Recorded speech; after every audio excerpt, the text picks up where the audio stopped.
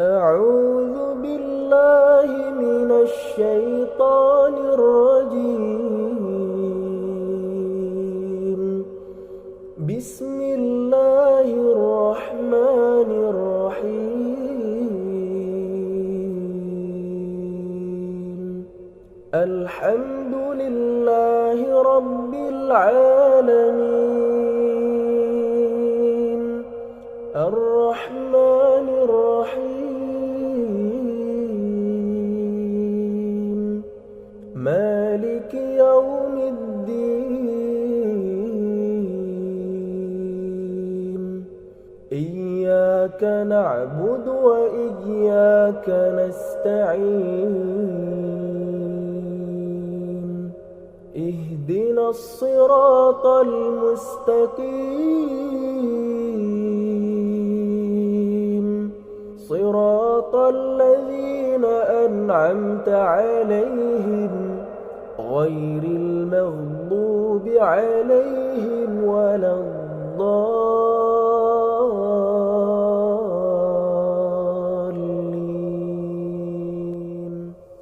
Assalamualaikum warahmatullahi wabarakatuh. Kami dari kelompok 8 MBSC akan membahas materi tentang kerangka karangan yang akan dibahas oleh 3 pemateri. Yang pertama, saya sendiri Dewi Putri Indasari, NIM 20203100084. Yang kedua, Norma Ananda Febriani, NIM 20203100095.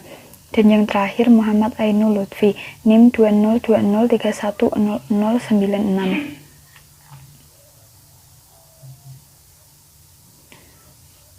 Di sini kita akan membahas beberapa bagian, yakni pengertian kerangka karangan, fungsi kerangka karangan, manfaat kerangka karangan, bentuk-bentuk kerangka karangan, kriteria kerangka karangan, pola penyusunan kerangka karangan, langkah-langkah dalam menyusun kerangka karangan, dan syarat kerangka karangan yang baik. Yang pertama, yakni pengertian kerangka karangan. Kerangka karangan adalah suatu rencana atau rancangan yang memuat garis besar atau ide suatu karya tulis yang disusun dengan sistematis dan terstruktur. Jadi, kerangka karangan bisa disebut dengan outline yang memuat garis besar suatu karangan-karangan. Perlu diketahui, dalam membuat karya tulis, seorang pengarang perlu membuat kerangka karangan agar karya yang dihasilkan sesuai dengan perencanaan. Kita harus mengetahui bahwa kerangka karangan dan daftar isi ini berbeda. Jika kerangka karangan memuat ide dari penulis yang akan dikembangkan, daftar isi memuat sebuah data dari isi buku atau yang lainnya yang memiliki banyak bab dan subbab. Fungsi kerangka karangan. Yang pertama, memudahkan pengendalian variabel. Dengan mengendalikan variabel, penulis lebih mudah mengontrol setiap variabel di dalam tulisan agar mudah dipahami dan dimengerti. Yang kedua, memperlihatkan pokok bahasan, sub-sub bahasan karangan, dan memberi kemungkinan perluasan bahasan tersebut, sehingga memungkinkan penulis menciptakan suasana kreatif dengan variasi yang diinginkan. Yang ketiga, mencegah pembahasan keluar dari sasaran yang sudah dirumuskan dalam topik, judul, masalah, tujuan, dan kalimat tesis. Yang keempat, memudahkan penulis menyusun karangan secara menyeluruh. Yang kelima, mencegah ketidaklengkapan bahasan. Yang keenam, mencegah pengulangan pembahasan ide.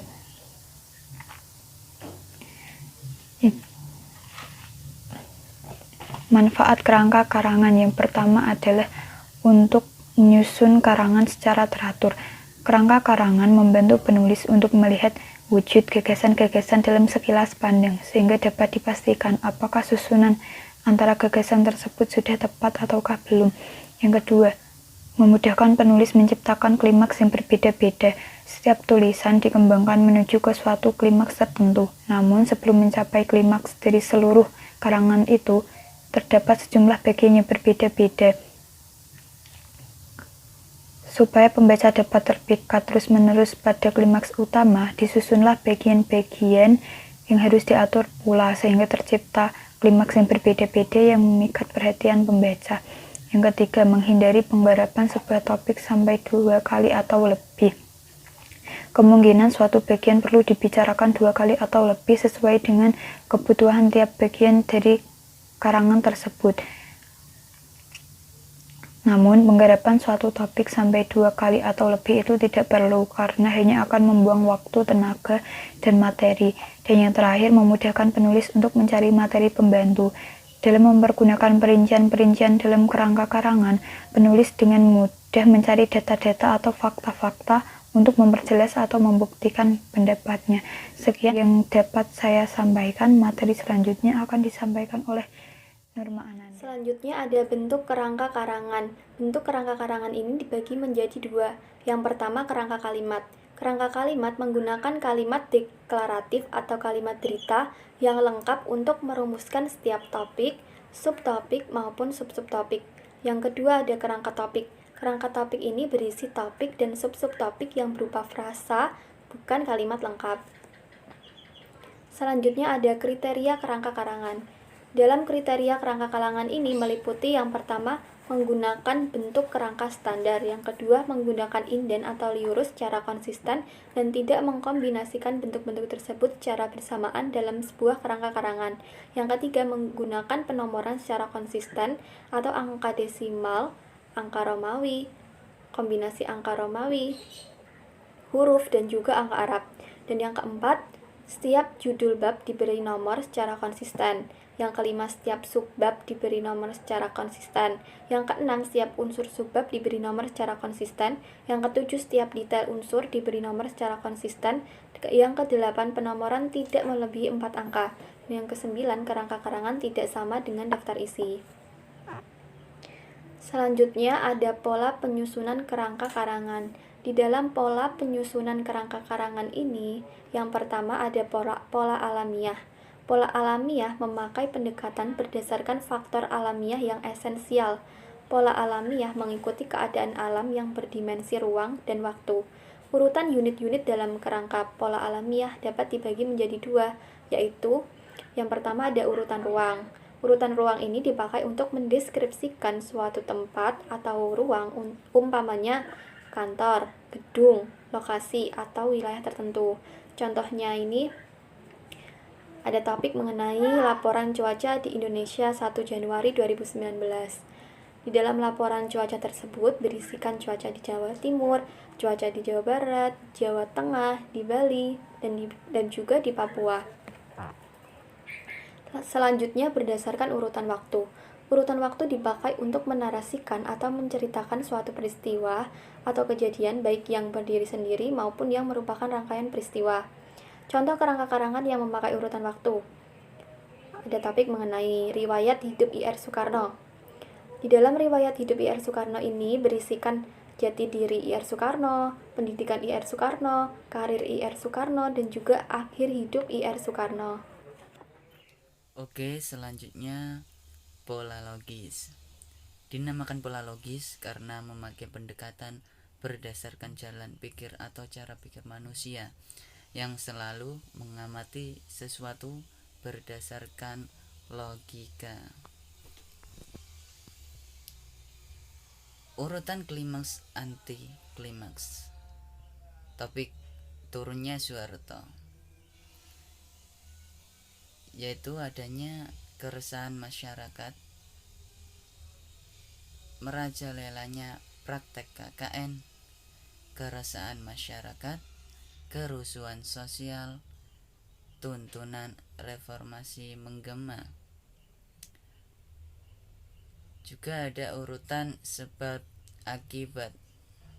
Topiknya pemukiman Rawajeru terbakar, yaitu yang pertama kebakaran di Rawajeru, kedua penyebab kebakaran, ketiga kerugian yang diderita masyarakat dan pemerintah, dan yang keempat rencana rehabilitas fisik.